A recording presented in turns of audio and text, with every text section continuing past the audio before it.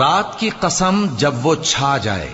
اور دن کی قسم جب وہ روشن ہو جائے، اور اس ذات کی قسم جس نے نر اور مادہ پیدا کیے کہ تم لوگوں کی کوشش طرح طرح کی ہے۔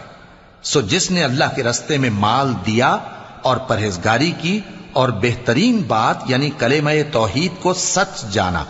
تو اس کو ہم آسان طریقے کی توفیق دیں گے، اور جس نے بخل کیا اور بے پرواہ بنا رہا اور بہترین بات کو جھوٹ سمجھا،